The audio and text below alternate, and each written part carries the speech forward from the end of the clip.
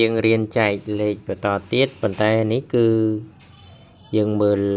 តួចែករបស់យើងគឺវាជាលេខទស្សភាគអញ្ចឹងត្រូវចាំថាបើកាលណាតួចែករបស់យើងនឹងក្រោយក្បៀសមានមួយខ្ទង់ឬក៏តំណាងចែកក៏ដោយយើងមើល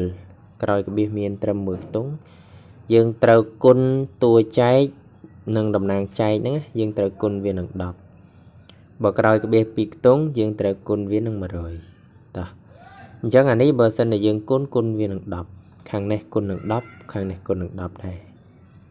អញ្ចឹងបើខាងនេះគុណនឹង10វាត្រូវគេវាត្រូវបានទៅជា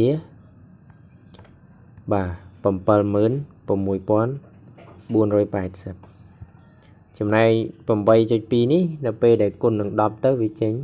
82មែនទេបាទព្រោះវាគុណ10ស្វេគុណ1អង្គក្បៀសមកស្ដាំម្ដងអញ្ចឹងបាន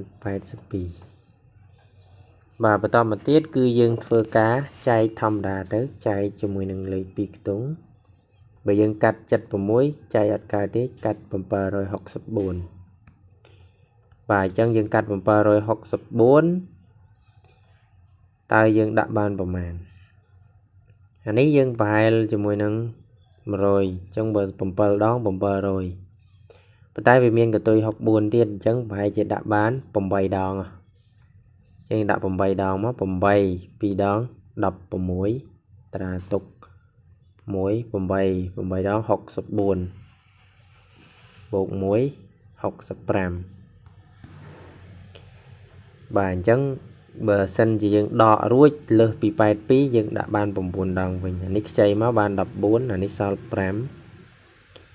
14ដក6នៅសល់8 5 15 0នេះបាន108លើសពី82អញ្ចឹងយើងមិនមែនដាក់បាន8ទេគឺយើងដាក់បានដល់ទៅ9អញ្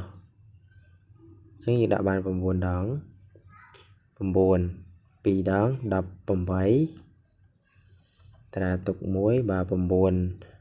ដង72បូក1 73បាទតាមមកទៀតយើងដកគ្នាមកអានេះខ្ចីពីលេខ6នៅសល់5អានេះឡើងទៅ14បាទដកទៅឃើញ6ណា14ដក8ឃើញ6 5ដក3ឃើញ2 0តាមមកយើងតម្លាក់លេខ8ចុះបាទ268នេះបាទអញ្ចឹងយើងដាក់បាន3ដែរអត់តែដាក់បាន3សិនមក3 2ដង6 3 8 3ដង24ណាបាទអញ្ចឹងដាក់បាន3ដកមកអានេះសល់2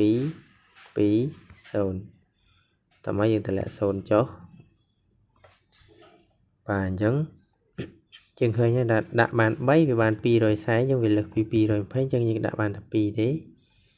2ដង4ពី8ដងនេះ16បាទអញ្ចឹងដកមកអានេះខ្ចីបាន10អានេះសល់1នេះកើតទៅជាលេខ1អញ្ចឹងនេះដកទៅឃើញ6 1ដក6ដកកើតខ្ចីពីនេះទៅคล้ายទៅជាលេខ1ដែរ